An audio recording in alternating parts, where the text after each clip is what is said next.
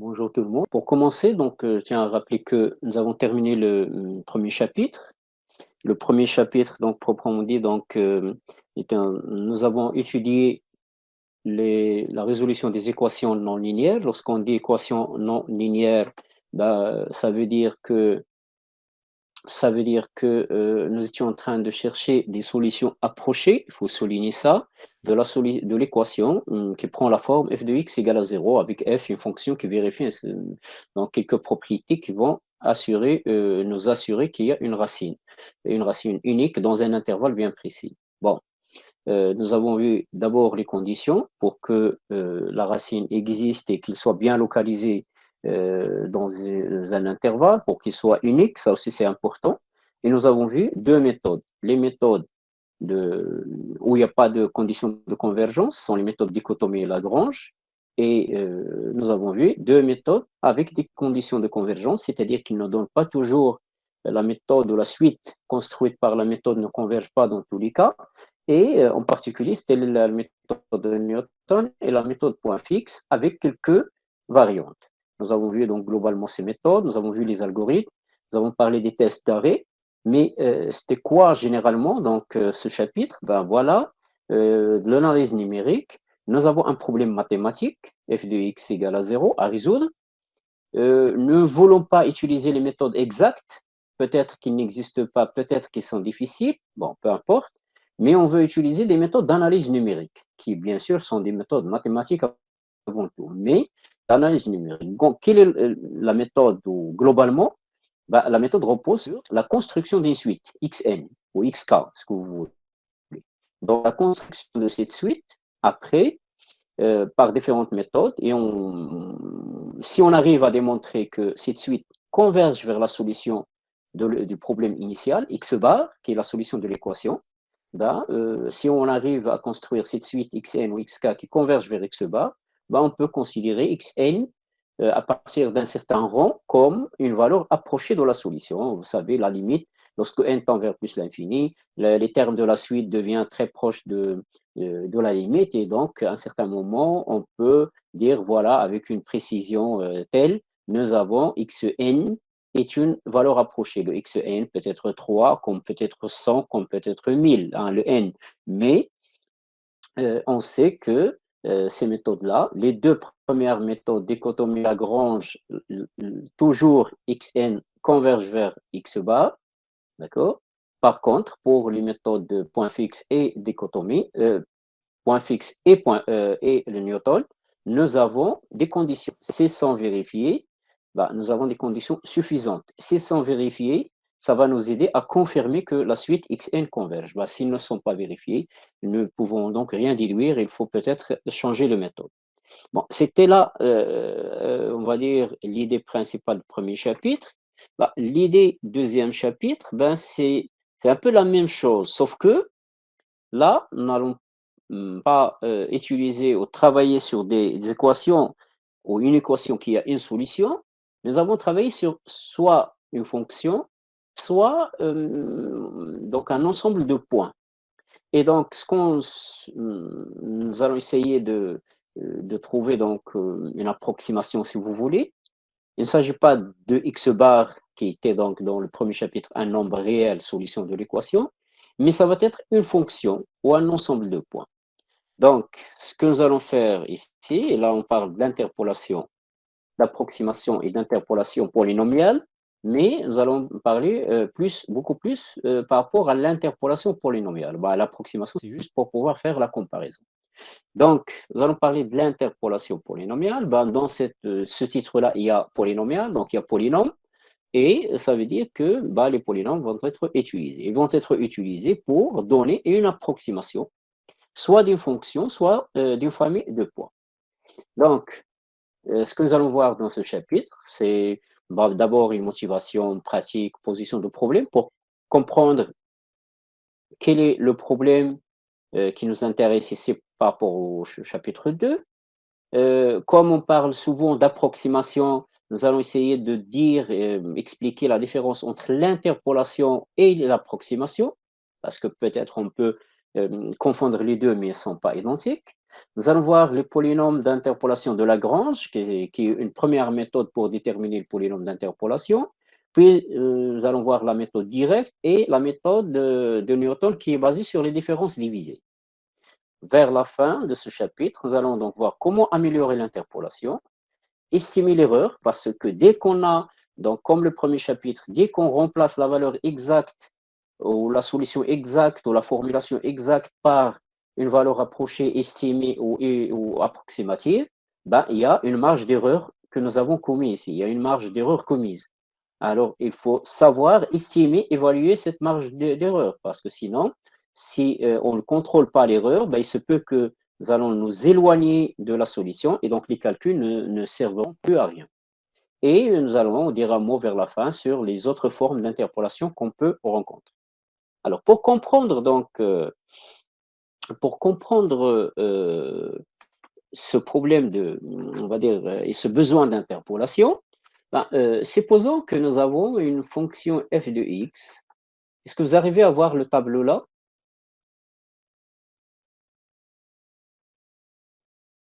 Est-ce que quelqu'un peut me confirmer? Oui, d'accord, parfait.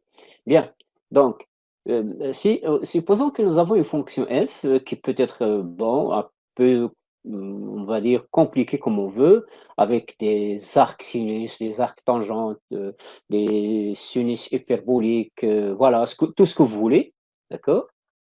Et puis dans un problème, une application ou un problème donc de modélisation, enfin physique ou sciences naturelles de manière générale, vous serez appelé à calculer la dérivée d'ordre 6 de x. Évidemment, avec une fonction qui est composée de plusieurs fonctions, avec des arcs sinus, cosinus, avec des SH et CH, les sinus et cosinus hyperboliques, avec ln, avec plein de fonctions. Bon, on peut imaginer que ça va demander vraiment beaucoup de calculs. D'accord? Pourquoi? Parce que il faut calculer à chaque fois la dérivée première, puis la dérivée seconde, et à chaque fois, vous avez des formules à appliquer, et donc les calculs ne vont pas être simples. Par contre, si nous proposons de assimiler ou de trouver un polynôme, vous savez, les fonctions polynômes sont des fonctions qui sont très simples. On peut travailler avec les fonctions polynômes sans difficulté. Pourquoi? Ben, parce qu'on peut calculer la dérivée facilement, il n'y a pas de composition de fonctions, il n'y a que des x à la puissance n, la dérivée elle est immédiate. Donc là, ça va être plus facile de calculer la dérivée d'ordre 6 de ce polynôme. Bon, ça c'est un premier cas. Deuxième cas, la même chose, une fonction qui est un peu compliquée et tout, et je veux calculer l'intégrale de a à b, f de x, dx. Bien sûr, il faut chercher les primitives, sinon il faut utiliser les méthodes d'intégration par partie, changement de variable, décomposition, facteur premier, tout ça, vous les avez déjà vus. Ça va me faire des calculs qui parfois ne sont pas faciles. Alors, par contre, que si avec la même approximation, d'accord, qui est d'approcher f par un polynôme, ben, la même chose, nous pouvons donc dire qu'une valeur qui n'est pas égale, mais qui est approximative de f de x dx, c'est l'intégrale du polynôme. Et calculer l'intégrale d'un polynôme, c'est quelque chose de facile parce que, comme encore une fois, polynôme, il est constitué de x à la puissance n, et donc l'intégrale de chaque terme ne posera aucun problème. Donc voilà, on va dire une première motivation. Pourquoi on cherche à remplacer, je ne mets pas égal, je vais faire comme ça, remplacer une fonction par un polynôme. Pourquoi? Parce que ça va nous donner plus de facilité dans le travail. C'est-à-dire, ben, j'ai à calculer plusieurs dérivés, ben, je n'aurai pas de problème avec Pn. Je vais calculer donc l'intégrale, je n'aurai pas de problème avec l'intégrale de Pn. Mais bien sûr, ici, ben, il faut savoir quelles sont les conditions. D'accord? Parce qu'on ne peut pas remplacer une fonction par un polynôme. Quelles sont les conditions? Quelle est la marge d'erreur? D'accord? Est-ce que ça reste donc une marge acceptable ou pas? La méthode pour construire donc ce polynôme. Est-ce que ce polynôme est unique? Est-ce qu'il existe d'abord et puis est-ce qu'il est unique? Donc tout ça, nous allons voir dans ce chapitre. Mais une première motivation, c'est remplacer, bien sûr, lorsque je dis remplacer, donc je ne vais pas le faire comme ça, au hasard, je ne vais pas le faire d'une manière arbitraire. Non, remplacer, c'est-à-dire trouver le bon polynôme Pn qui va me permettre de faire des calculs et en même temps, il va me fournir une expression ou des valeurs qui sont proches de celles de f. Voilà la position de problème. Une première, on va dire. Donc, une première motivation. La deuxième motivation, c'est une motivation encore plus pratique, liée au laboratoire. Alors, je vais prendre donc cet exemple. Ah, supposez que vous êtes au laboratoire, vous êtes en train on vous demande dans un TP de relever donc les températures sur des intervalles de temps. Bon, ici, c'est une solution, ça peut être une solution. Ici, ça peut être aussi, on va dire, une composante électronique, parce que si on nous intéressons donc température donc d'une composante électronique lorsqu'il est donc branché, lorsqu'il est en marche. Bon, différentes situations. On vous demande de prélever ou de relever donc les températures sur des intervalles de temps, on va dire chaque 5 minutes, chaque 10 minutes, et voilà, constituer donc un tableau de valeurs. Un tableau de valeurs, bah, il y a les instants, T0, T1 ou T1, T2 jusqu'au Tn, et il y a les températures associées. C'est tout ce qu'on peut faire au labo. Donc, on peut trouver donc, par exemple, des points comme ça, temps, température à chaque instant. Bon, c'est compréhensible. Bah, supposons que il s'agit par exemple d'une réaction chimique qui dégage de l'énergie, donc qui dégage de la chaleur. Donc, on commence, immédiatement après l'expérience, la température va augmenter, elle va se situer donc à un certain niveau et puis il va diminuer jusqu'à se stabiliser autour de 25. Ici, bon, 25, on peut dire que c'est la température ambiante. Donc, voilà, c'est-à-dire qu'il n'y a plus de température. L'effet de température généré par la réaction chimique va diminuer au fur et à mesure jusqu'à disparaître entre guillemets et nous allons retrouver la température donc ambiante qui est bon autour de 25 degrés. Voilà. Bon, maintenant, ça c'est un travail de laboratoire, il n'y a pas de problème par rapport à ça. Sauf que il se peut que de point de vue théorique, ben, nous voulons exprimer cette température en fonction du temps à n'importe quel instant. Parce que ici, nous n'avons pas une continuité des valeurs. Et évidemment, vous devez comprendre cela, d'accord? Nous n'avons pas de continuité, c'est-à-dire qu'entre les 2 valeurs ici, je ne peux pas dire que j'aurai cette valeur ou j'aurai celle-là ou j'aurai celle-là, hein. Il n'y a pas de continuité, il n'y a pas de fonction, ce sont des points isolés, d'accord?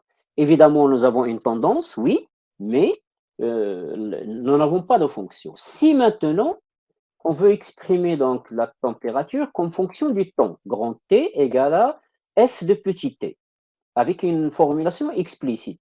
Nous n'avons pas de formulation explicite pour F. Donc, ce qu'on peut faire, c'est essayer de trouver une fonction qui peut prendre ou jouer le rôle de F. Cette fonction va être un polynôme.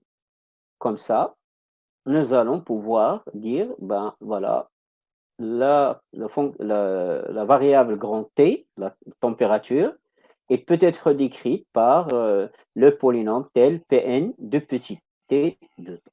D'accord? Et donc, voilà on va dire une deuxième utilisation possible de l'interpolation. La première, c'est de remplacer une fonction qui est un peu difficile à manipuler par une fonction qui est plus simple et qui nous permet de calculer les dérivés et l'intégrale sans problème. Deuxième motivation, c'est lorsque nous avons des points seulement et nous voulons trouver une forme explicite. Bon, bien sûr, nous n'avons pas la forme exacte de f, mais nous pouvons trouver une forme approchée. Et donc, voilà ce que on doit trouver cette fonction t et bon, la différence entre la courbe précédente et celle-là, c'est que là, j'ai une fonction continue et donc je peux lire, par exemple, la température à l'instant précis 0,2. Hein. Je vais lire la température, faire une projection et lire la température donc après 0,2 secondes ou bien la température après 1,8 secondes, donc ici. Donc la différence entre cette courbe, j'ai que des points, je ne peux pas m'aventurer à faire des lectures entre les points parce que je n'ai pas de fonction. Par contre là, j'ai une fonction et j'ai une continuité dans les valeurs, je peux faire des projections. Et donc le rôle, ce qu'on cherche, c'est un polynôme P qui va jouer le rôle de cette fonction f. D'accord? Donc, en général, les fonctions, pour les rendre un peu plus simples et qu'on peut les manipuler sans problème, on cherche à les remplacer entre guillemets par des fonctions simples et régulières. Les fonctions simples et régulières qui permettent un calcul mathématique sans grande difficulté, c'est les polynômes. Puis les polynômes par morceau, c'est-à-dire sur un intervalle, on prend un polynôme, sur l'intervalle suivant, on prend un autre polynôme, mais ça reste des polynômes, mais par intervalle, par morceau. Les polynômes trigonométriques, des polynômes, mais au lieu de x, vous avez cosinus x et sinus x. Ce sont aussi donc des fonctions qui sont plutôt donc simples et régulières. La fonction exponentielle, ce que vous savez, la fonction exponentielle, c'est la fonction exponentielle, l'intégrale de la fonction exponentielle, c'est la fonction exponentielle, et donc ça peut nous aider dans ce sens. Si la fonction f est donnée par une forme explicite, ben on cherche une forme plus simple, c'est ce que nous avons dit. Si nous n'avons pas la forme explicite, nous avons juste des points, ben nous allons essayer de construire, de générer un polynôme qui peut jouer le rôle de la fonction f. Voilà. Alors, on parle d'interpolation et on parle généralement d'approximation. Est-ce qu'il y a une différence? D'accord? Oui, il y a une différence de point de vue mathématique. Lorsque une courbe passe par, bah, ici c'est la courbe, hein, je ne sais pas pourquoi il y a lorsque la courbe de Pn passe par tous les points, et notez tous les points, là on parle d'interpolation. Mais lorsqu'il passe par seulement quelques points, une sélection de points, là on parle d'approximation. Et vous allez voir que ce n'est pas la même chose. Là. On peut voir sur ce schéma, nous avons ici les points sont les points tracés en rouge, d'accord? Et nous avons deux courbes, la courbe verte, la courbe bleue. Là, regardez la courbe verte, elle passe par tous les points. Premier point, puis le deuxième, puis le troisième, et ainsi de suite. Donc ici, la courbe verte est une courbe d'interpolation parce que la fonction ou le polynôme ici, il passe par tous les points de ce système qui contient plusieurs points. Par contre, regardez la courbe bleue. La courbe bleue, elle passe par le premier et deuxième point, oui, elle passe tout près de point, troisième point, tout près de quatrième, un peu loin de cinquième et ainsi de suite. Mais c'est une courbe qui passe globalement à proximité de tous les points. Et regardez, elle a tendance à être plus, cette fonction a tendance à être plus régulière. Regardez la fonction, la courbe en bleu et regardez la courbe en verte. Bah, c'est clair, la courbe bleue, elle est un peu plus régulière. Mais elle ne donne pas toute l'information. Donc là, la courbe bleue est une courbe d'approximation et la courbe verte est une courbe d'interpolation. Dans le reste de ce chapitre, nous allons parler essentiellement de l'interpolation et non pas de l'approximation. Parce que pour l'approximation, il y a des méthodes d'approximation, mais qui sont plutôt d'autres, on va dire, chapitres, c'est-à-dire, ou d'autres, là, c'est souvent, on trouve des méthodes comme ça en statistique. C'est beaucoup plus développé. Mais là, ce que nous allons faire dans ce chapitre particulier, dans le cadre de ce cours d'analyse numérique, c'est juste l'interpolation polynomiale.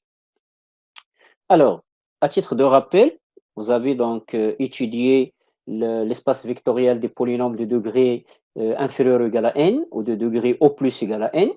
C'est un espace vectoriel mené de la somme avec les deux lois internes, somme de deux polynômes de degré n est un polynôme de degré n, et mené de la multiplication par un scalaire ou par un nombre réel, alpha pn est aussi un polynôme de degré n. Bah, vous savez que la dimension de cet espace est n plus 1.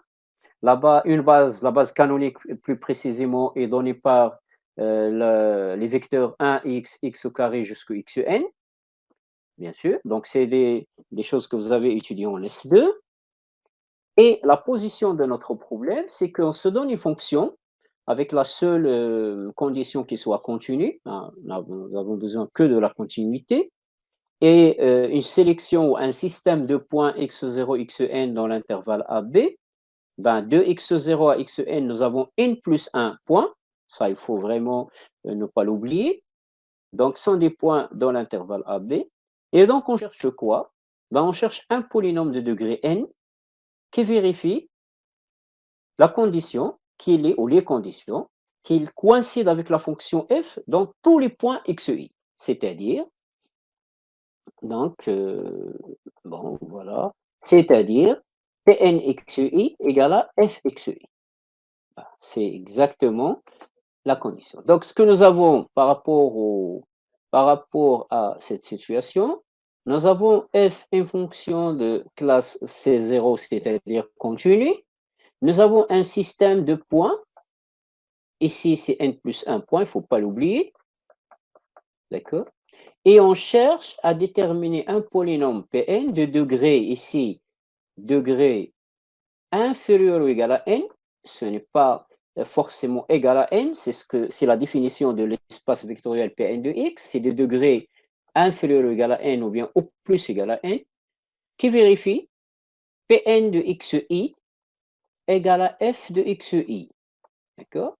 Donc, Pn prend les mêmes valeurs que la fonction f au point xi. Et bien sûr, si nous n'avons pas de fonction, comme tout à l'heure, si nous avons que des points, donc ces points vont être xi et yi, et je vais remplacer fxi par y. Voilà donc le problème posé maintenant. Hein, c'est le problème d'interpolation. Comment le résoudre? Bien sûr, le résoudre, ça suppose que nous allons donc d'abord démontrer que ce polynôme existe, parce que nous n'avons aucune information. Il faut vérifier que le polynôme existe. Par la suite, peut-être, il faut vérifier qu'il est unique et passer donc à déterminer les méthodes de calcul. Voilà. Donc, ici,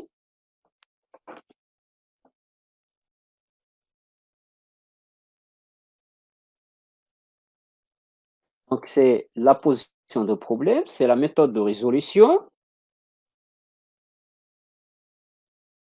C'est la position de problème et éventuellement les méthodes de résolution. D'accord? Il faut déterminer pour pouvoir répondre à ce problème ainsi posé. Le problème, il est posé comme ça.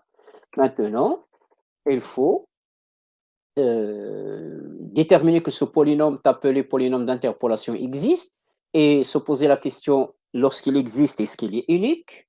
Et puis, comment construire ce polynôme? Je rappelle encore une fois, le polynôme, il est de degré inférieur ou égal à n. Quelle est la relation? D'où vient le n? Ben, le n, il vient de dernier indice des xi. Faut pas, là aussi, il ne faut pas donc se tromper. x0, xn, ça nous donne n plus 1 point, parce que je commence à 0, et donc ça me donne un polynôme Pn. Ben, attention, si je commence ici par x1 jusqu'à xn, ça ne fait que n points, et le polynôme d'interpolation ne va pas être Pn, il va être Pn moins 1. Faites très attention par rapport à ça. D'accord? Le degré maximum ou le degré max du polynôme d'interpolation, il est déterminé par le nombre de points. C'est le nombre de points moins 1. Hein, je peux écrire ici, polynôme d'interpolation, nombre de xi moins 1. Et si j'ai n plus 1, donc j'enlève 1, c'est n. Et si j'ai n, j'enlève 1, c'est n moins 1 et je peux faire. Donc si je vous donne des points sans qu'ils soient indexés, par exemple, moins 2, moins 1, 0, 1 et 2, vous devez tous me dire qu'à la fin, le polynôme d'interpolation qu'on doit construire est P4. D'accord? C'est un polynôme de degré au plus égal à 4. Pourquoi? Parce que je peux commencer ici x0, x1, x2, x3, x4. Ou bien je peux dire il y a 5 points, donc 5 moins 1, c'est 4. Voilà. Donc ça, c'est un élément très important. Bien. Maintenant, le polynôme d'interpolation n'est pas forcément de degré égal à n. C'est-à-dire, je peux utiliser 5 points, dire P4, comme le dernier exemple, mais en faisant les calculs, en appliquant les méthodes, je trouve seulement un polynôme de degré 3. Il n'y a aucune contradiction ici. Pourquoi? Parce qu'on dit Pn, c'est l'espace vectoriel des polynômes de degré inférieur ou égal à n, pas égal à n, forcément. D'accord? Donc, si je veux un polynôme de degré inférieur ou égal à 4, bah, ça peut être un polynôme de degré 3 ou 2 ou 1. D'accord? Il n'y a pas de raison pour exiger que le degré soit exactement égal. Par contre, il ne peut pas dépasser n, ça c'est clair. Alors, le problème tel qu'il est défini a une seule solution. Nous allons voir ça par rapport, pour comprendre l'existence et l'unicité, nous allons utiliser la méthode de Lagrange, qui est la méthode de calcul que nous allons utiliser. Et puis, ici, c'est lié, l'existence et l'unicité est liée à cette relation entre le degré et le nombre de points. N plus 1 point, le degré c'est n. Par contre, si ici on cherche un polynôme de degré quelconque m qui est différent de n, qui n'est pas forcément égal à n, dans ce cas, le problème peut avoir soit plusieurs solutions, soit aucune solution. Donc, quand est-ce qu'il y a une seule solution? C'est lorsque on cherche un polynôme de degré n avec n plus 1 point. D'accord? Voilà. Alors, par la suite, nous allons donc mettre en œuvre donc, et présenter la méthode de Lagrange, qui est la méthode qui va nous permettre de créer ou de déterminer un polynôme ou le polynôme d'interpolation. Bien sûr, donc c'est l'existence, parce que si on arrive à construire le polynôme, ça veut dire qu'il existe. Donc, la construction, elle est basée sur ce qu'on appelle les polynômes caractéristiques de Lagrange. Donc, nous avons les polynômes caractéristiques de Lagrange sont définis à partir d'un système de points, xi. Donc, j'ai un système de points, x0 jusqu'à x1. Et donc, avant de chercher à construire le polynôme d'interpolation, je vais passer par les polynômes dits caractéristiques ou élémentaires de Lagrange. Ces polynômes, je vais les définir et les calculer et les déterminer à travers la formule suivante. Li, donc si vous comprenez, lorsque je dis Li, c'est qu'il y a plusieurs polynômes et pas un seul, c'est les polynômes élémentaires ou caractéristiques de Lagrange. Li de x, c'est écrit, c'est le produit, puis ici ça veut dire produit, j allant de 0 jusqu'à n, tous les points ici, l'ensemble des indices, mais g différent de i. I, c'est l'indice de ce polynôme. De quoi? De x moins xi sur xi, x moins xj, c'est l'indice ici qui va passer de 0 à n, xi moins xj. Vous comprenez pourquoi vous comprenez pourquoi G doit être différent de I, parce que si J est égal à I, j'aurai un 0 ici au dénominateur et le calcul n'est pas possible. Donc ici, finalement, pour chaque I, je veux prendre tous les produits de X moins XJ, sauf pour I, et je vais diviser par XI moins XJ pour toutes les valeurs de J, sauf I. Et bien sûr, l'expression va dépendre de A, de I. Si je veux exprimer L0, L0, donc I c'est 0, donc je vais écrire produit J allant de 0 jusqu'à N et J différent de 0 de ces produits-là. Donc finalement, c'est le produit de J allant de 1 jusqu'à N. De quoi? De X moins XI. Non, il n'y a pas deux, il y a un seul produit. Je ne sais pas pourquoi j'ai mis deux parenthèses ici. XI x moins xi, x moins xj plutôt, et là c'est xi moins xj. Et au lieu de commencer à 0 et de dire j différent de 0, ben, je vais commencer à 1. Ça veut dire quoi? Si je veux développer, ben, c'est le produit de tout ça, donc c'est le produit des numérateurs divisé par le produit des dénominateurs, donc je vais commencer par j égale à 1, donc c'est x moins x1, x moins x2, voilà, jusque x moins xn, la dernière valeur de j. Et puis, en bas, ça va être xi, i c'est 0, donc x0 moins x1, x0 moins x2, voilà, et je continue donc à faire les produits jusque xi, ou x0 plutôt, moins xn. Voilà, donc c'est comme ça que je détermine les polynômes caractéristiques. Bien sûr, je peux calculer L1, je peux exprimer L2, je peux exprimer Ln-1 et je peux aussi exprimer Ln. Ln de x, ben, je vais écrire la définition, c'est g allant de 0 jusqu'à n, mais g doit être différent de n.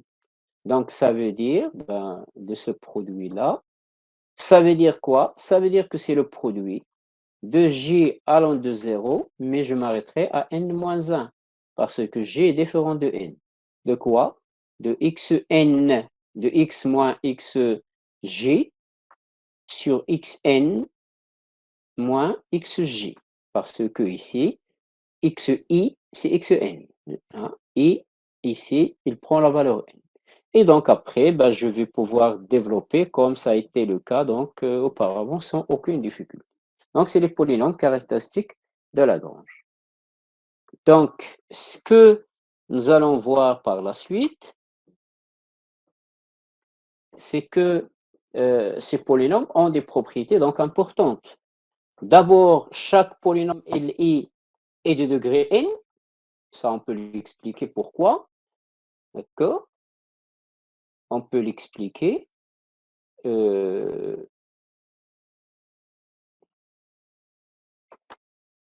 Voilà.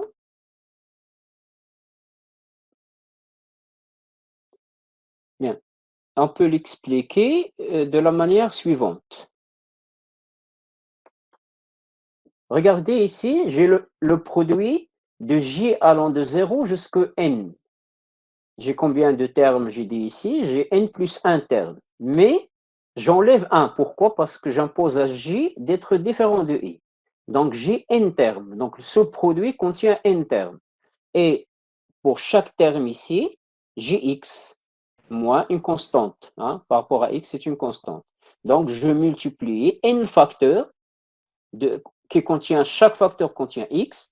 Donc lorsque je vais développer, je vais ordonner, ben, ça va donner un polynôme de degré n. Donc chaque Li est de degré n, et nous avons les Li qui vérifient une propriété remarquable. Quelle est cette propriété-là? Ben, cette propriété, c'est par rapport à Li de xi ou bien Li de gi. Si je veux calculer Li de xi, d'accord? Si je veux calculer Li de xi, ben, je vais écrire Li de xi égale produit de j allant de 0 jusqu'à n, et avec j qui est différent de i, de quoi?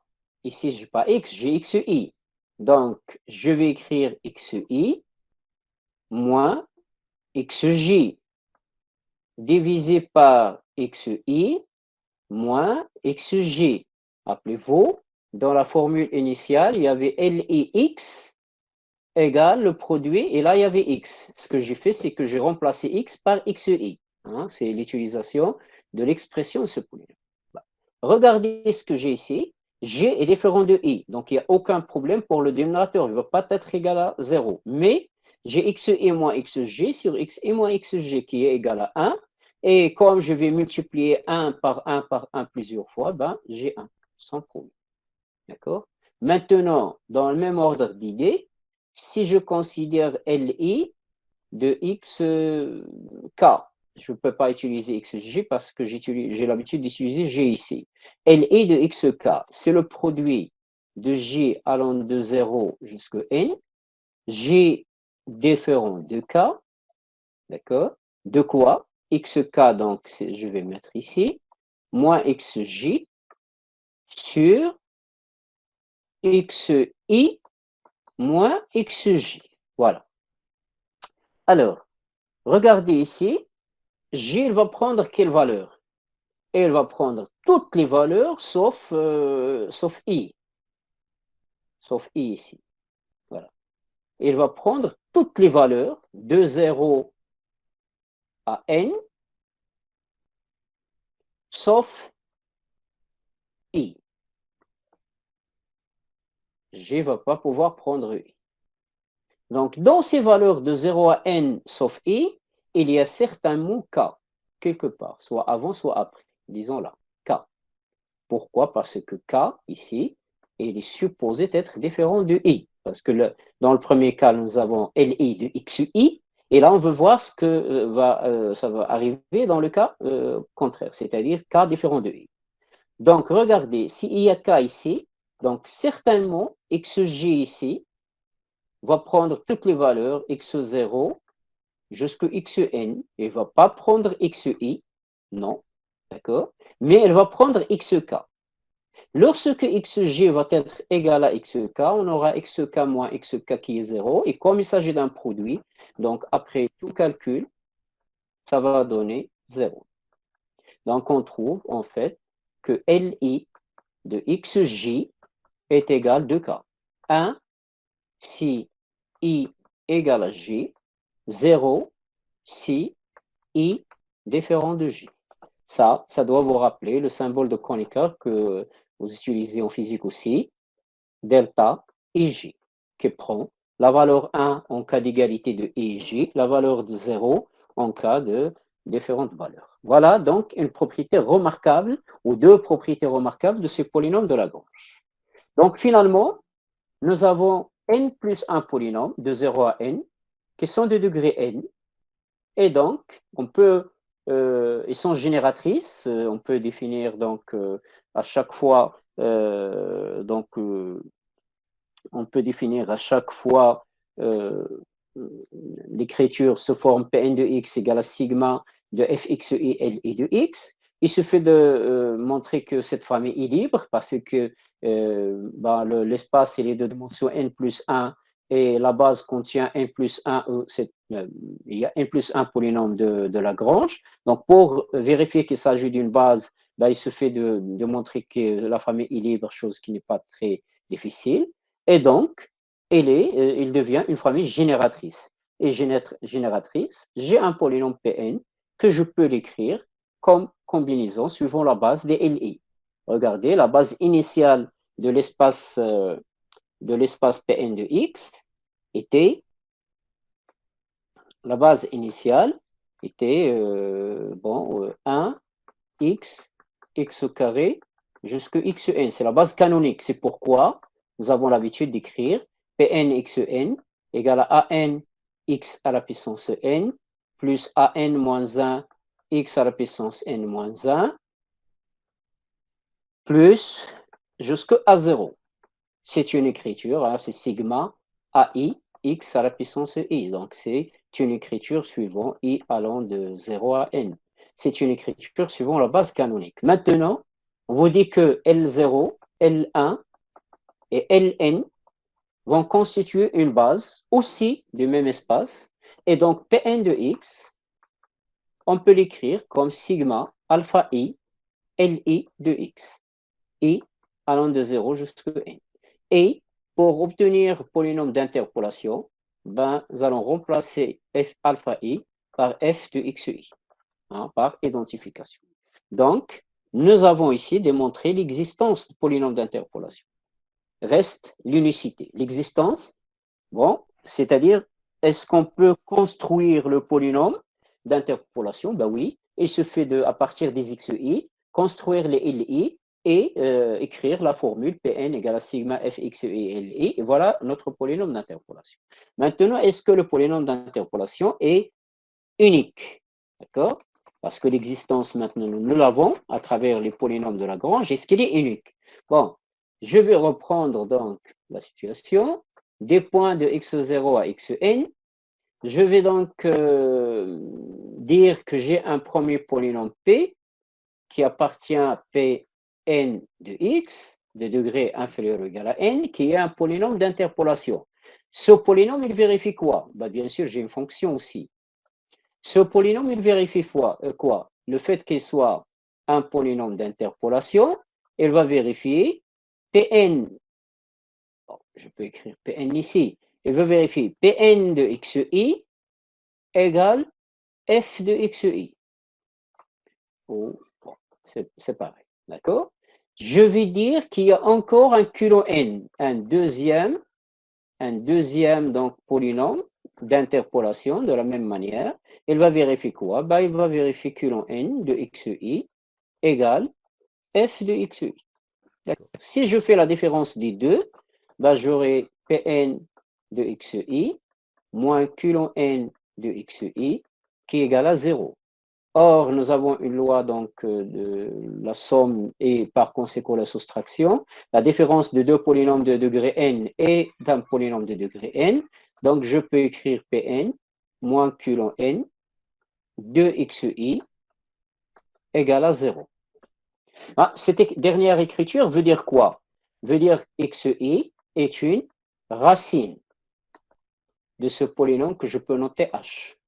D'accord? Est une racine de h. Il y a combien de xi ici? Il y a 2 zéros à n. Donc, il y a n plus 1. Donc, ce que je vais déduire, le polynôme h, il est de degré combien? Il est de degré au plus égal à n. Il appartient à Pn de x. D'accord? Et ayant combien de racines? N plus 1 ou n plus 1 racine. Et là, évidemment, je fais référence à votre cours de l'année dernière, en S2, c'est une contradiction. Pourquoi? Parce qu'un polynôme de degré n admet au maximum n racines. D'accord? Et il ne peut admettre plus de racines que si h est identiquement nul, c'est-à-dire h de x égale à 0 pour toute valeur x dans R. Et dans ce cas, Pn moins Q ln n de x va être égal à 0, chose qui va nous donner Pn de x égale à Q ln n de x à tout point x, et donc ça veut dire que P, c'est exactement Q ln. Et donc, l'unicité, elle est ainsi expliquée de cette manière et démontrée de cette manière. Unicité, voilà. Donc, ce qu'il faut retenir là, le polynôme d'interpolation existe à travers la construction avec la méthode de Lagrange, et lorsque le polynôme existe, le polynôme d'interpolation existe, ben, il est unique. Donc, nous avons en fait, voilà, le théorème, existence et unicité. Le problème de trouver un polynôme Pn d'interpolation d'une fonction f au point de x0 à xn admet une solution et une seule, et elle est donnée par cette expression. Là, c'est la méthode de Lagrange. Donc, les LI sont les n plus 1 polynômes caractéristiques de Lagrange. Application. Si je prends l'exemple le plus élémentaire possible, et je prends 2 points.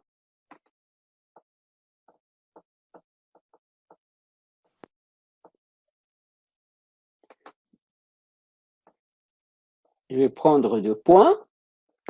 On va dire x0, y0 ou f de x0, c'est pareil. Et x1, y1 ou bien f de x1. Évidemment, vous savez, ce sont 2 points, donc c'est dans le plan, c'est 2 points, donc à partir de 2 points, il y a une droite unique. Une droite, c'est une fonction qui affine y égale à x plus b avec l'équation de droite y égale à f de x plus b. Donc ici, on peut considérer que c'est un polynôme de degré 1 et on peut dire, ben, c'est exactement, j'ai combien ici? J'ai 2 points. Donc, le polynôme d'interpolation doit être un P1, un polynôme de degré 1 de x. Et comme ici, la droite est d'équation donc affine de premier degré, ben, je peux dire c'est exactement donc l'interpolation. Le polynôme d'interpolation, il est donné par l'équation, par la fonction affine déterminée par l'équation de droite. Comment on peut déterminer donc cette équation de droite? Vous savez que A, vous pouvez donc le calculer comme étant le quotient directeur, y1 moins y0 sur x1 moins x0. Et puis B, vous pouvez le calculer comme l'ordonnée à l'origine, vous remplacez A et avec l'un des points, et vous allez obtenir donc votre formule. Et donc là, voilà la première méthode, c'est l'équation de droite que vous connaissez déjà. Une droite est régie par une fonction affine, ax plus b, et ax plus b est un polynôme de degré 1, donc ça correspond exactement à polynôme d'interpolation parce que nous commençons par 2 points, et à partir de ces 2 points, on sait que le polynôme d'interpolation va être un polynôme de degré 1. Mais maintenant, si je veux appliquer la définition par rapport à la méthode de Lagrange, bah, j'ai ces 2 points qui sont x0 et x1, hein, parce que les LI, et ça c'est une remarque importante, les LI, ils ne dépendent pas de la fonction f, ils ne dépendent pas des y. Les LI, les polynômes caractéristiques de Lagrange, ils dépendent seulement des points xi. Donc j'ai 2 points x0, x1, je vais déterminer 2 polynômes caractéristiques, L0 et L1. Donc, L0 de x, L1 de x. L0 de x, si je veux écrire le produit de G allant de 0 jusqu'à 1, et G différent de 0. Si je veux écrire, si je veux rester fidèle à, si je veux rester fidèle à l'expression, à la formule de tout à l'heure. Voilà, je remplace juste n par sa valeur. D'accord? Je remplace juste n par sa valeur, n étant égal à 1. Et ici, je commence par 0. Donc, je mets, au lieu de xi, je mets x0. Et voilà la formule. Mais avec ce calcul, je sais que de g allant de 0 jusqu'à 1, j'ai que 2 valeurs. J'enlève en plus g égale à 0. Donc, il va me rester que g égale à 1. Donc, je vais pouvoir écrire x moins x1 sur x0 moins x1. D'accord? Et la même chose, je vais faire pour L1. Je vais écrire le produit, mais cette fois, G est différent de 1. D'accord? Et ici, ça va être x1. Bon, je vais terminer ça. X moins xg sur x1 moins xg. Comme G est différent de 1, donc il me reste que x égale à x0. Donc, je vais que G plutôt égal à 0. Donc, je vais écrire x moins x0 sur x1 moins x0. Voilà donc les polynômes. Évidemment, quelle est l'équation ici? Quel est le polynôme? Le polynôme d'interpolation, P1 de x est égal sigma g allant de 0 jusqu'à 1. Je reprends la formule et je remplace. De quoi? De fxi Li de x. Donc finalement, c'est fxi qui est fx0 qui est y0, L0 de x qui est ce facteur-là, plus y1, L1 de x qui est ce facteur-là. Après, bien sûr, j'ai x ici, j'ai x de l'autre côté, donc il faut développer, réduire, et je vais trouver finalement une fonction affine qui définit l'équation de la droite AB. D'accord? Voilà l'exemple élémentaire d'un polynôme d'interpolation. D'accord? Voilà. Ou bien je peux le faire comme équation de droite et donc calculer quotient directeur et l'ordonner à l'origine et formuler l'expression comme ça. Je peux aussi écrire y0 fois L0 plus y1 fois L1 et retrouver, développer, ordonner, retrouver l'équation de la droite. Donc, c'est un exemple élémentaire. Deuxième exemple, par contre, il est plus important. Deuxième exemple, il est plus important parce que nous allons considérer 3 points. Et donc, c'est là où l'interpolation on va voir un petit peu d'une manière plus, on va dire, concrète l'interpolation. Donc, nous avons 3 points avec les données f de moins 1 égale à 8, f de 0 égale à 3 et f de 1 égale à 6. Quels sont les points? Sont moins 1, 0 et 1. D'accord?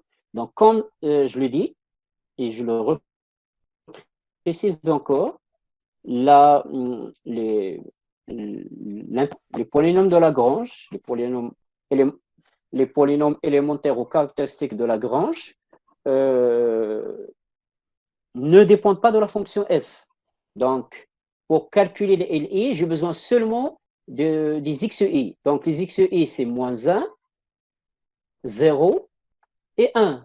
Donc, j'ai x0, x1 et x2. Et donc, je vais calculer L0 de x, puis L1 de x, puis L2 de x. Hein, c'est le même nombre de polynômes que de points. L0 de x, ben, si je veux utiliser la notation, ben, après, lorsque vous allez apprendre à calculer, vous ne serez plus amené à écrire cette formule, vous allez développer directement. Mais au début, vous pouvez le faire. J allant de 0 jusqu'à 2, notre n est égal à 2. G différent de 0. Hein? Pourquoi G différent de 0? Pour que ce soit clair, d'accord? G différent de 0, voilà. De quoi? De x moins xj sur xi, encore faites le lien, donc x0, voilà, moins xj, encore faites le lien entre l'indice 0 ici et l'indice ici, d'accord? Et puis, c'est égal à quoi? G allant de 0 jusqu'à 2, j'ai G différent de 0 ici, donc je sais que j'aurai deux termes, 1 et 2. Donc, G égale à 1, ça va me donner x moins x1, x moins x2, divisé par x0 moins x1, x0 moins x2. Voilà ce produit. Hein. Je multiplie les deux fractions, donc je multiplie les numérateurs, le bas, et je multiplie les dénumérateurs, le maqam. Donc je multiplie comme ça. Après, je n'ai qu'à remplacer. J'ai x moins x1, c'est x moins 0, x. Et puis j'ai x moins x2, c'est x moins 1. Divisé par x0 ici, moins 1, moins 1, moins 0. Donc c'est moins 1. Et moins 1, moins 2. Donc, évidemment, là, c'est 2. Donc, c'est x moins 1 sur 2. Je peux développer si je veux. Voilà L0. De la même manière, je vais pouvoir calculer L1 de x. Là, je vais essayer de le faire un peu rapidement. Ce n'est pas nécessaire d'écrire cette formule. Donc, j'ai 1 ici. Je sais que je dois sauter 1, l'indice 1. Donc, j'aurai, attention, c'est l'indice 1 et non pas le 1 qui est là. L'indice 1, c'est par rapport à i, ici.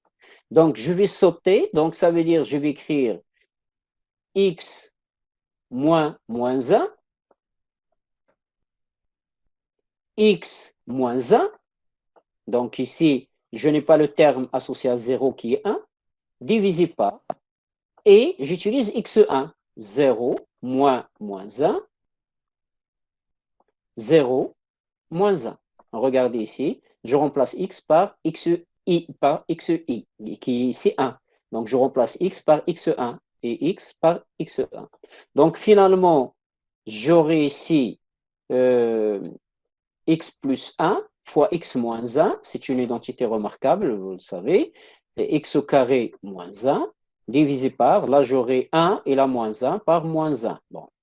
Donc c'est 1 moins x au carré. Il me reste L2. Ben, L2, ça veut dire que je dois sauter ou éliminer l'indice 2. Donc je vais utiliser l'indice 0 et 1. Comment? Ben, je vais écrire x moins 1, c'est plus 1. Et x moins 0, c'est x. Je divise par quoi? Ben là, je vais utiliser x2 à la place de x. Donc, j'aurai 1 plus 1 et j'aurai 1 plus 0. Donc, finalement, c'est x plus 1 divisé par 2. 2 fois 1. Donc voilà, j'ai les 3 polynômes caractéristiques de Lagrange. Après, j'ai des données, gf de moins 1, gf de 0 et gf de 1.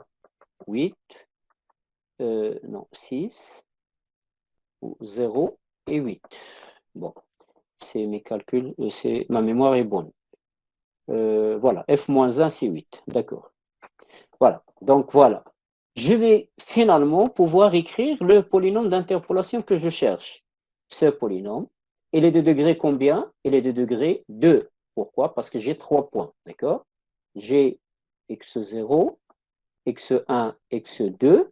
Donc, ça fait 3 points et ça me donne un polynôme de degré 2. Voilà, pour que ce soit clair pour tout le monde. Égal à quoi? Sigma f de xi, li de x. Donc, bien sûr, le sigma, il est de i allant de 0 jusqu'au 2. Donc, pour 0, j'aurai fx0 qui est 8 fois L0 de x. D'accord? F de 0 égale à 3, f de 0 égale à 3 et non pas 0. F de 0 égale à 3. Et donc, plus 3 L1 de x. Oui, est-ce que quelqu'un a une question?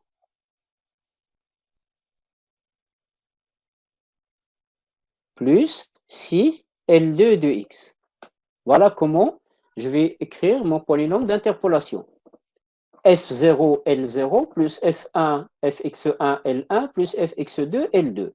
Je remplace par, j'ai les expressions des fonctions, je remplace, je développe, j'ordonne, je factorise, je fais des calculs. Attention, il y a des calculs quand même ici, donc il faut apprendre à faire des calculs. D'accord? Et d'une manière la plus rapidement possible. D'accord?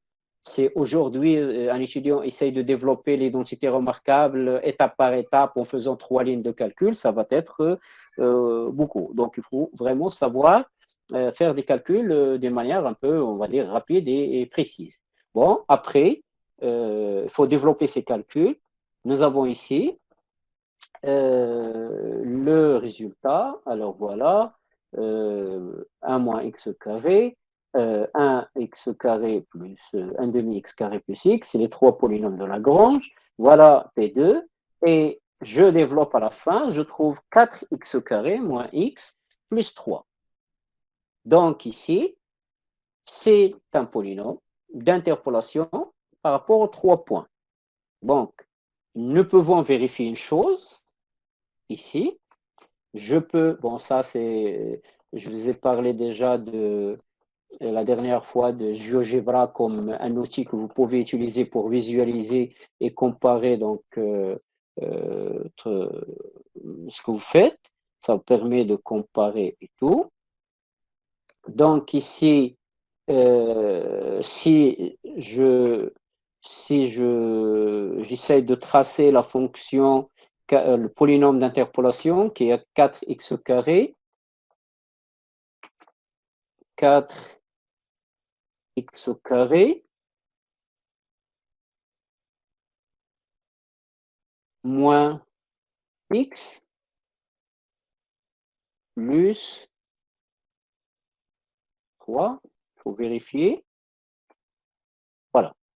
Alors, voilà notre polynôme d'interpolation. Bien sûr, il faut vérifier. Il faut vérifier quoi? C'est un polynôme d'interpolation à partir de 3 points.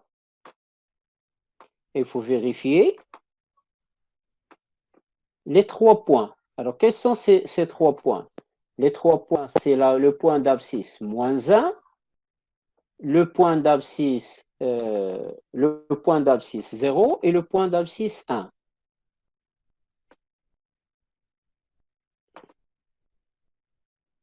Bien. C'est le point d'abscisse. Bon, je vais ajuster un petit peu. Voilà. Le point d'abscisse moins 1, le point d'abscisse 0 et le point d'abscisse 1. Ben, le point d'abscisse moins 1, regardez, elle est là. Donc, l'intersection avec la courbe, c'est exactement ici. Bon, ce n'est pas F ici, la courbe est tombée. Voilà, donc c'est point d'intersection. Moins 1, 8.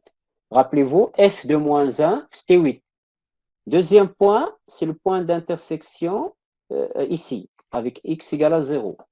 0, 3. Rappelez-vous, ici, ben, je peux alors renommer ici, comme ça pour éviter donc la confusion, parce que ce que j'ai représenté, ce n'est pas F, mais P. Voilà.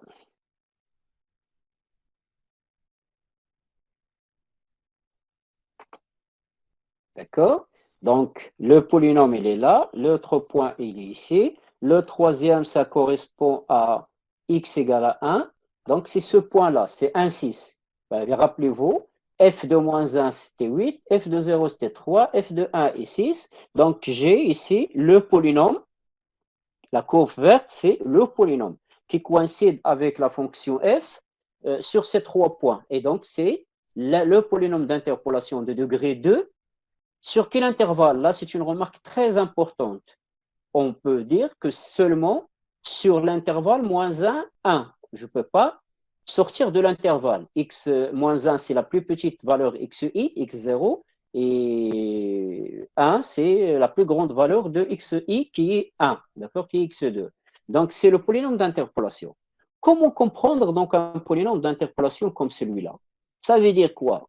Bah, j'ai P2 de xi qui est égal à f de xi. Ça, c'est pour i allant égal à 0, 1 et 2 seulement. Mais je peux dire que f de x est approximativement égal à P2 de x. Bien sûr, x dans l'intervalle moins 1, 1. Et donc, je peux utiliser ce polynôme pour déterminer des valeurs approchées de f de x. Hein, c'est pourquoi on parle ici, entre parenthèses, d'approximation. Hein, nous avons un outil maintenant qui va nous permettre de déterminer des valeurs approchées de x. Par exemple, je veux calculer f de moins 0,5. Je vais faire quoi? Je vais regarder ici et faire la lecture de l'image par P de moins 0,5. F de moins 0,5, c'est 4,5. Donc, je peux dire ici, voilà, je peux dire que f de moins 0,5 est approximativement égal à P2 de moins 0,5, qui est égal à 4,5. Voilà pourquoi on parle ici d'interpolation, mais surtout d'approximation. Le polynôme d'interpolation peut nous donner des valeurs approchées de la fonction. Attention, je le répète une deuxième fois, je ne peux pas ici dire, d'accord, je ne peux pas dire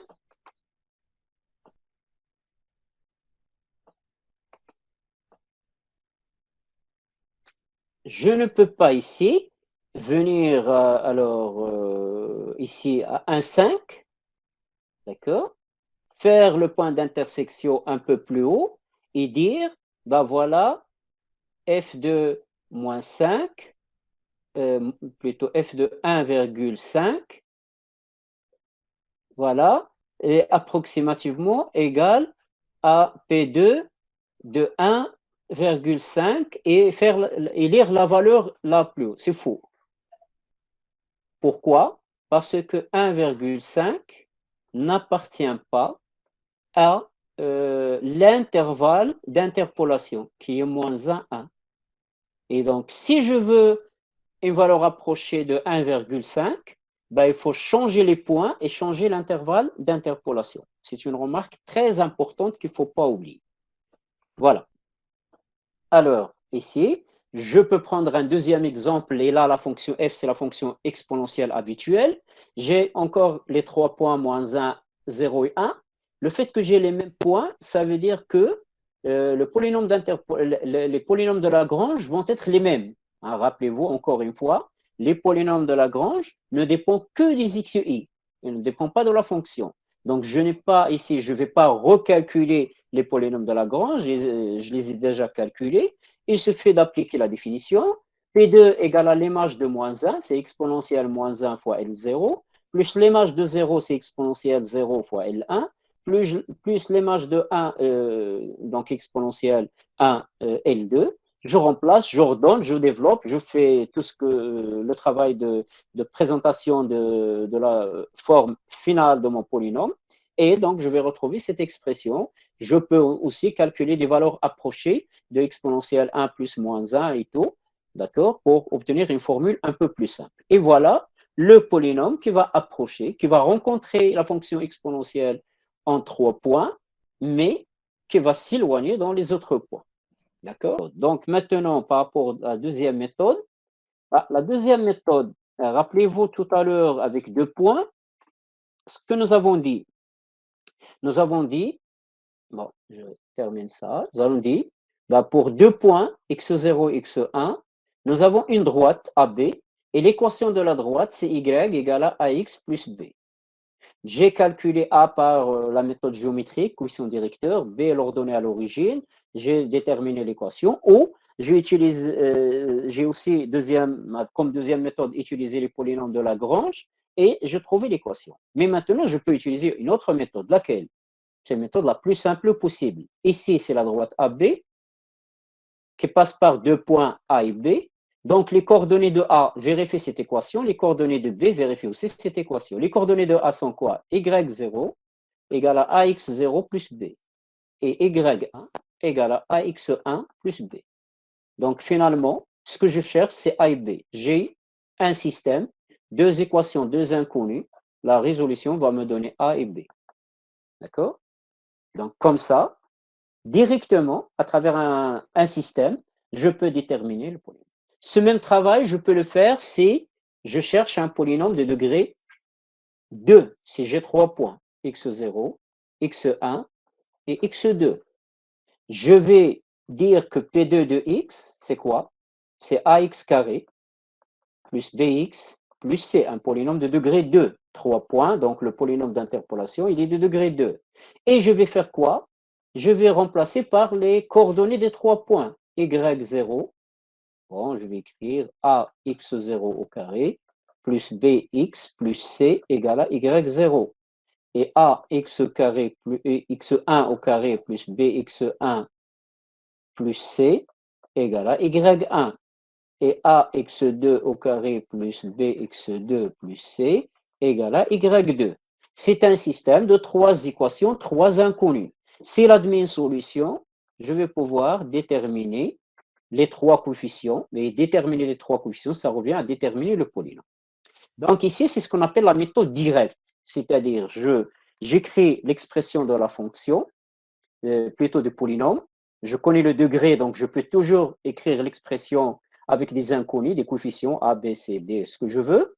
Et puis, j'écris le fait que PI ou que PN de XI est égal à F de XI ou bien égal à YI, c'est la même chose.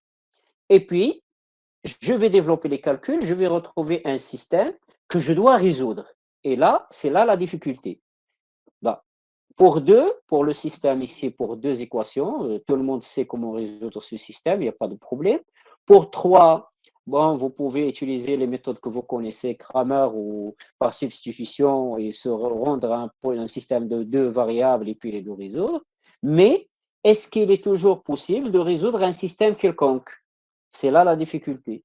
Bon, je peux, comme j'ai dit, écrire Pn sous forme canonique, remplacer par les XI, d'accord, les PNXI ici, il y a un I qui manque ici, et puis développer ces écritures pour tous les indices de 0 à n, vous allez obtenir une équation avec n plus 1 inconnu, et vous devez résoudre ce système.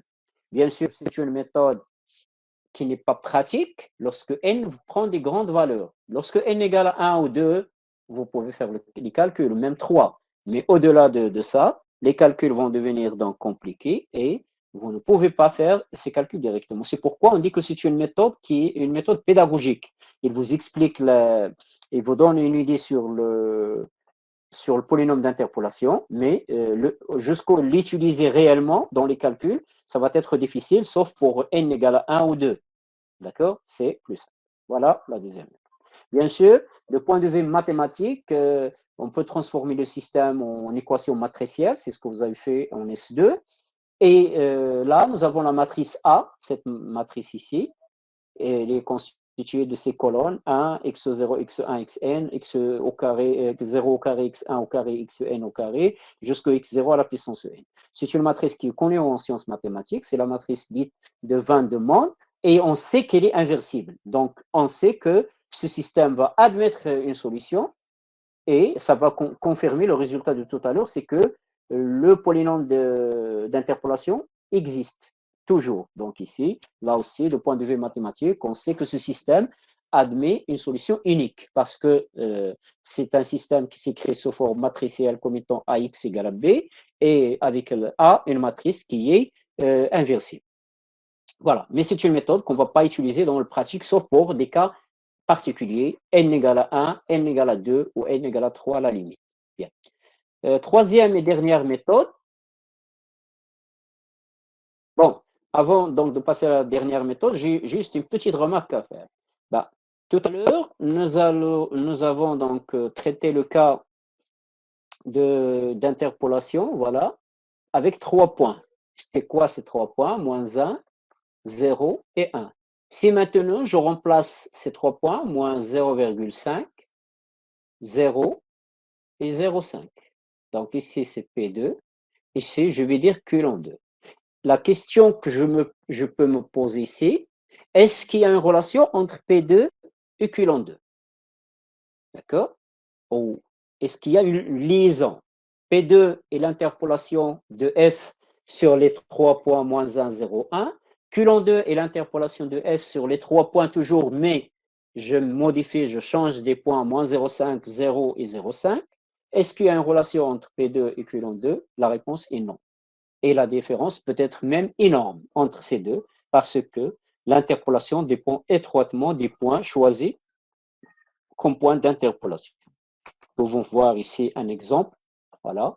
Les points, c'est 3, moins 2, moins 1, 0, 1, 2, 3. Puis là, je modifie quelques points. Au lieu de moins 1, je vais mettre moins 1,2. Puis je vais mettre 1,1. Et voilà, je modifie légèrement les points. Et vous pouvez donc constater ici plusieurs courbes qui dépendent de plusieurs cas, mais vous pouvez donc constater la courbe la plus importante ici, comment il va devenir ici. Regardez la différence, là et là. La courbe bleue ici, regardez, comparée avec la courbe bleue là. Donc vraiment, il y a donc une grande différence et d'une manière générale, lorsque je change le système de points, le polynôme d'interpolation change et il n'y a aucune relation, aucun lien entre les deux. Voilà. Alors, rapidement, donc, je vais présenter la troisième méthode. La troisième méthode d'interpolation, ça va me prendre 5 minutes. La troisième méthode d'interpolation, c'est la méthode dite de Newton. Bon, rappelez-vous ce que nous avons fait jusqu'à maintenant. Nous avons dit le polynôme d'interpolation Pn, il appartient à l'espace des polynômes de degré n, au plus égal à n. Donc, la méthode directe, nous avons fait quoi? Nous avons dit, Pn, on va l'écrire à n, xn, jusqu'à 0. En fait, ici, c'est une écriture suivant quelle base? Suivant la base canonique. D'accord? J'écris le polynôme suivant la base canonique et puis je fais le travail. La méthode de Lagrange. Donc, j'ai écrit Pn de x comme étant sigma, f de xi, li de x. Donc, en fait, c'est une combinaison des li. Donc, j'ai utilisé la base constituée des li de x. Bien sûr, nous avons dit que c'est une famille génératrice et comme c'est une famille génératrice parce que il y a n plus 1 polynôme, n plus 1 vecteur, et puis il faut juste montrer qu'il est libre. vous prenez alpha 1, alpha 2 jusqu'à alpha n, vous écrivez donc l'équation pour montrer qu'il est libre et ça pose aucun problème. Donc la troisième méthode qui est la méthode de Newton, c'est dans la même logique. Pn de x, on va l'écrire comme étant sigma alpha i fois des polynômes qui vont être des polynômes de Newton in i. Nous allons voir comment les déterminer. Et bien sûr, ici, on vérifie aussi que les ni, qui sont les polynômes de Newton, font de Pn ou constituent une base dans l'espace vectoriel des polynômes de degré n. D'accord? C'est la même méthode. Mais comment sont définis ces polynômes? Bah, ces polynômes, elles dépendent de ce qu'on appelle les différences divisées. C'est quoi une différence divisée? Bah, les différences divisées, le premier exemple que vous connaissez tous des différences divisées, c'est le coefficient directeur. Le coefficient directeur, c'est les ordonnées divisées par les abscisses. Et c'est entre deux points, donc ordonnées divisées par les abscisses. Les différences divisées, ça généralise cette notion. Et donc, ils sont définis comment, de point de vue formule mathématique si vous le souhaitez. Une différence divisée qui est de n plus 1 point, de x0 à xn. Il est défini par récurrence en fonction des différences divisées de niveau inférieur. Ici, il y a n plus 1 point. Je vais prendre ici n plus 1, mais pas n'importe quel n. Je vais prendre n points, mais pas n'importe quel n point. Regardez ce que j'ai fait. J'ai enlevé 0 ici, le premier point, et j'ai enlevé n ici, le dernier point. Et je prends la différence de ces deux différences et je divise par quoi? Par xn moins x0. Le dernier point moins le premier. D'accord? C'est la formule générale. Bon, la formule générale, elle est là. Maintenant, dans le pratique, ce tableau-là nous montre comment on peut faire les calculs dans le pratique. Regardez ici. Vous avez différence divisée d'ordre 0. D'ordre 0, il n'y a rien à diviser. D'accord? Le pour x0, c'est ça, la valeur correspondante, c'est f de x0 qui est y0. x1, c'est f de x1 qui est y1. Bon, dd0, c'est rien, c'est juste les images. Maintenant, différence divisée d'ordre 1. Bon, c'est comme le quotient directeur. Je prends quoi? Je prends ici, j'ai 2 points. Donc, par référence, en utilisant la formule, je dois prendre un point à la fois. Bon, j'enlève le dernier, il me reste x1 ici. J'enlève le premier, il me reste j'enlève le premier, il va me rester x1, j'enlève le dernier, il va me rester x0.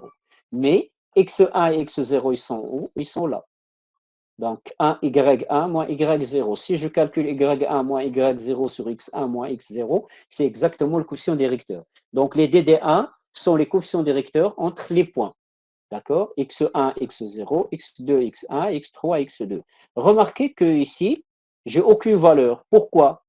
Si je veux appliquer ici la même définition, ben je dois avoir un point qui est avant x0. Bien sûr, je n'ai aucun point avant x0. x0 étant le premier point.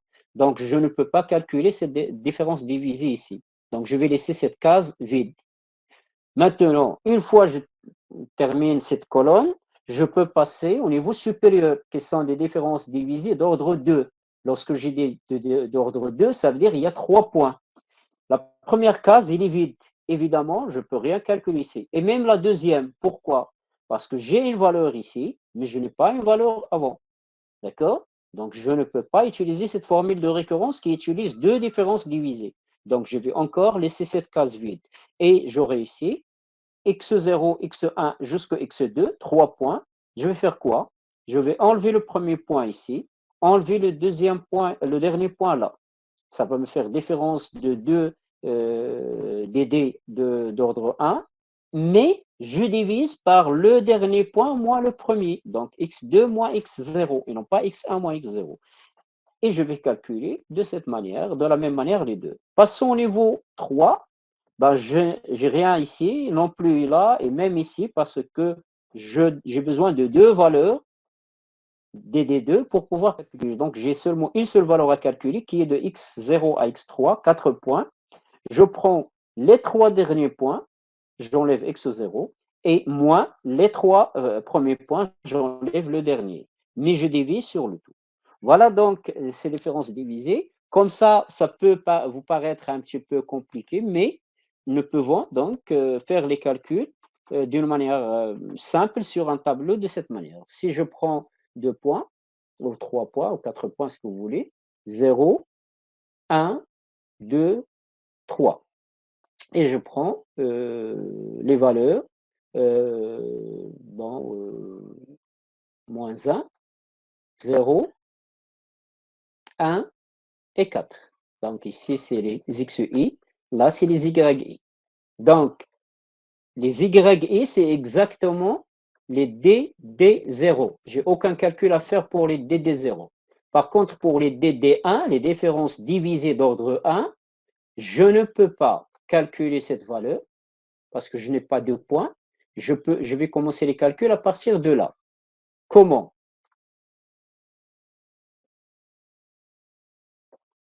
Différence et divisé.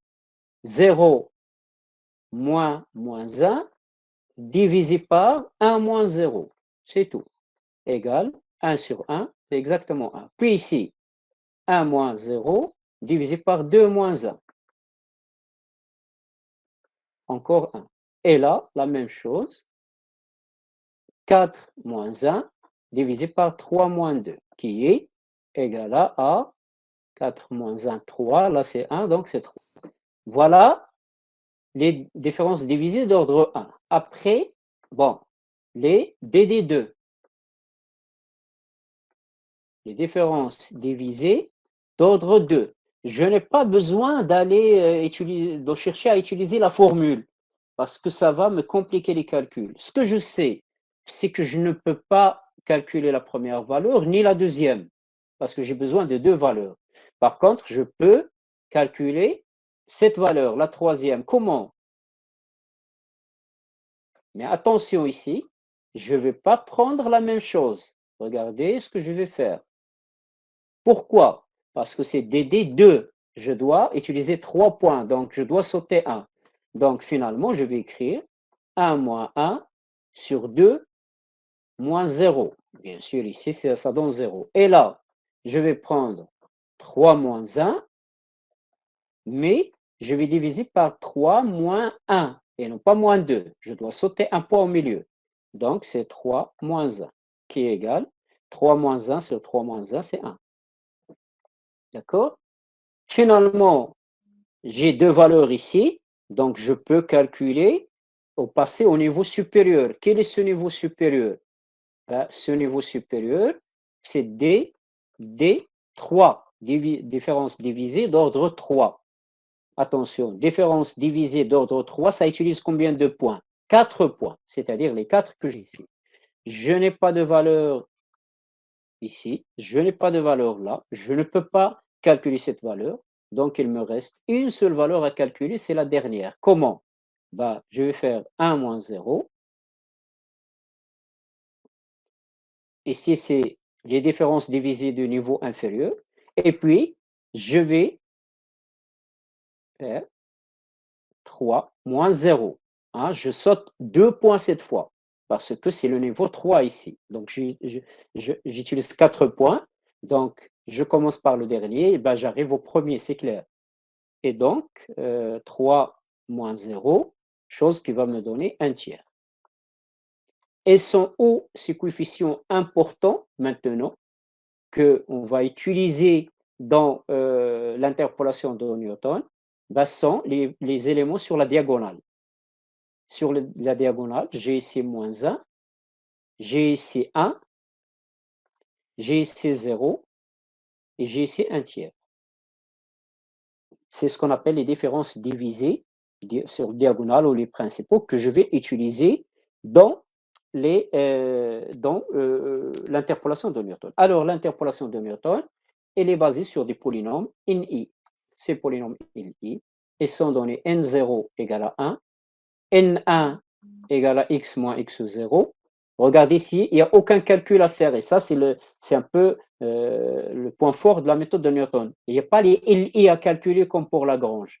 N2 égale à x moins x0, x moins x1. Voilà. Et jusque n indice n, qui est égal à x moins x0, jusqu'à x moins xn moins 1. Attention, faites très attention ici. Je ne pars pas jusqu'à xn, parce que si je pars jusqu'à xn, Comme je commence ici par 0, j'aurai un polynôme de degré n plus 1. Bien sûr, ce n'est pas possible parce que nous sommes dans l'espace des polynômes de degré inférieur ou égal à n. Donc, j'ai ces ni. Je vais faire quoi? Je prends la première valeur, je multiplie ici par le premier polynôme. La deuxième valeur, je multiplie par le deuxième polynôme. Troisième valeur par troisième polynôme. Et quatrième valeur par quatrième polynôme. Ici, ça va être n3, bien sûr. Je vais m'arrêter à n3. Et voilà, c'est le résultat. Donc, après calcul, j'aurai le polynôme d'interpolation de Newton. Donc, j'ai n0 égale à 1, na égale à x moins x0, et attention à nn. Et puis, je vais écrire le polynôme comment? La différence divisée 0 plus la différence divisée au niveau 1 plus la différence divisée au niveau 2 multiplié par les polynômes de Newton. Bien sûr, j'écris tout ça, je remplace et j'ordonne. Évidemment, il y a des calculs, je dois développer, ordonner pour obtenir le polynôme d'interpolation. Voilà donc en résumé les trois méthodes d'interpolation. Nous avons la méthode directe qui est peu utilisée ou utilisable parce que il y a un certain nombre de calculs donc on ne peut pas toujours faire. Il y a la méthode de Lagrange qui est basée sur le calcul des polynômes Li, où il y a un peu plus de calculs, mais qui donne toujours un résultat sans problème. Et il y a la méthode de Newton qui est basée sur les différences divisées, le calcul des différences divisées, et qui est une méthode aussi pratique, surtout, nous allons voir ça par la suite, surtout lorsqu'il s'agit d'ajouter ou d'enlever des points. D'accord? Parce qu'avec le polynôme de Lagrange, avec la méthode de Lagrange, si j'ajoute un point, j'ai 3 points, je veux ajouter un quatrième, je dois refaire les calculs depuis le début. D'accord? Recalculer l'ensemble des polynômes de Lagrange. Par contre, avec la méthode de Newton, nous allons voir ça dans les TD, que non, ce ne serait pas tout refaire, mais juste compléter. Donc, il y a une différence importante. Donc, il nous reste peut-être une séance. Nous allons parler durant la dernière séance de tout ce qui est erreur, de tout ce qui est amélioration de l'interpolation. Voilà.